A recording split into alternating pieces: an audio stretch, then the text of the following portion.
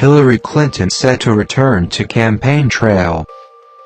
Hillary Clinton will focus on her aspirational vision for supporting children and families as she returns to the campaign trail on Thursday, as the campaign tries to draw distinctions with Republican Donald Trump amid tightening poll numbers. Clinton has been resting at her home this week after being diagnosed on Friday with what her doctor described as a mild bacterial pneumonia. Briefly addressing reporters on her plane before traveling to North Carolina for a campaign rally, she said she was doing great and would field questions from the press following the event. The Democratic presidential nominee called into the Tom Joyner radio show in an interview that broadcast Thursday morning, during which she pledged to release more medical records beyond a Wednesday letter from her doctor detailing her pneumonia and routine lab tests that indicated normal results. "We really want to respond to legitimate questions that people might have," Clinton said. "I'm very touched by the concern that's been set forth about my health." Clinton is seeking to shift the focus back to her campaign message, "Stronger Together," as both national polling averages and surveys in Ohio and Florida show Trump has erased her earlier advantage.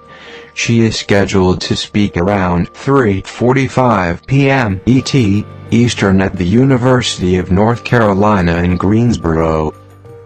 One upside to Hillary Clinton's break from the trail was having time to sharpen the final argument she will present to voters in these closing weeks, said Jennifer Palmieri, Clinton's communications director, in an email to reporters. "Our campaign readily admits that running against a candidate as controversial as Donald Trump means it is harder to be heard," Palmieri said, adding that it is incumbent on us to work harder to make sure voters hear that vision. After the health episode, the campaign is also facing questions about transparency. Clinton aides initially gave differing explanations of her condition, including that she was simply overheated.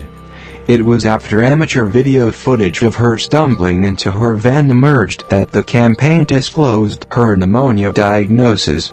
In addition, a batch of former Secretary of State Colin Powell's hacked emails made public this week included one in which he said Clinton screws up everything with hubris. Clinton responded to transparency questions on the radio show. "I've worked very hard to be more transparent than not just my opponent but really, in a comparison to anybody who's run," said. Clinton cited medical records with details similar to what President Obama and his Republican competitor, Mitt Romney, provided in 2012, as well as 40 years' worth of tax returns she's made public.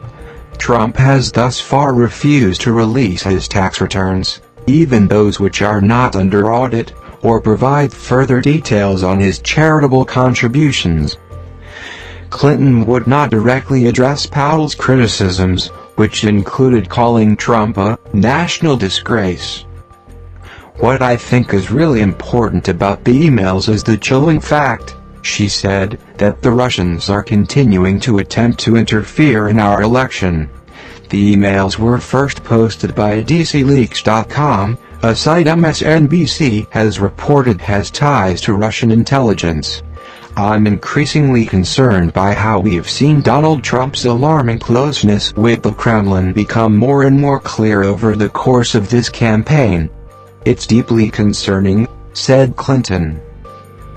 Thursday's speech follows her speech last week in Kansas City about the role of faith, and she's planning upcoming speeches on an inclusive economy and national service, according to Palmieri.